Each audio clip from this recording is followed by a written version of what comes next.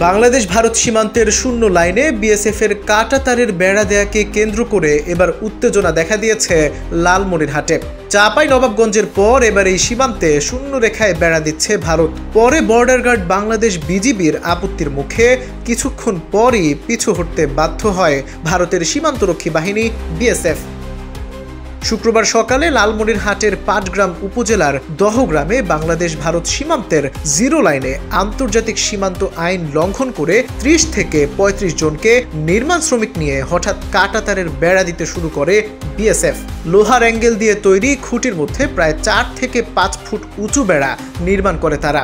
BGB ও স্থানীয় বাসিন্দারা জানান, ভারতের কোচবিহারের ৬ রানীনগর বিএসএফ ব্যাটালিয়নের করুণ ক্যাম্পের বিএসএফ এর সদস্যরা আন্তর্জাতিক সীমান্ত আইন না মেনে শূন্যরেখার ১৫০ গজের একদম শেষ অংশে কাঁটাতারের বেড়া স্থাপন করে। তা দেখে সাথে সাথেই বিজিবিকে খবর দেয় স্থানীয় বাংলাদেশিরা।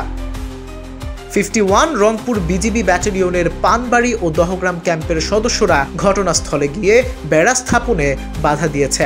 এতে কিছু সময় নির্মাণ কাজ বন্ধ রাখে বিএসএফ। পরে কয়েকশো বিএসএফ সদস্য এবং লোকজন নিয়ে আবারও বেড়া স্থাপনের কাজ করতে থাকে বিএসএফ। এই ঘটনাকে কেন্দ্র করে সীমান্তে অতিরিক্ত বিএসএফ সদস্য মোতায়েন করেছে ইন্ডিয়া। গোটা দহগ্রাম ইউনিয়ন সীমান্তে বিজিবি কেউ সতর্ক অবস্থান নিতে দেখা গেছে।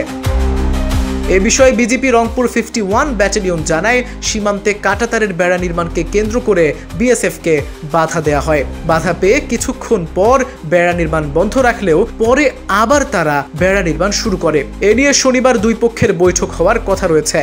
বিএসএফ জিরো লাইন থেকে ২-২৫০ গজ ভিতরে আছে ইনসাইড ইন্ডিয়া। আমরা এখনো জিরো লাইনে আছি, আমাদের অবস্থানে অনর আছি এবং রাত পর্যন্ত আমরা কন্টিনিউ করবো। এটা জয়েন্টলি ইন্সপেকশন করার কথা আছে physically with the commander and with staff officer. এদিকে সীমান্তে ভারত হঠাৎ কাঁটাতারের বেড়া দেয়ায় সাবেক প্রধানমন্ত্রী শেখ হাসিনাকে দুষছেন স্থানীয়রা। হাসিনা নাকি বলে শহীদ দিয়ে দিয়েছে, আমাকে জিরো লাইন থেকে দিবেন, এই জন্য ওরা জিরো লাইন থেকে দিয়েছে।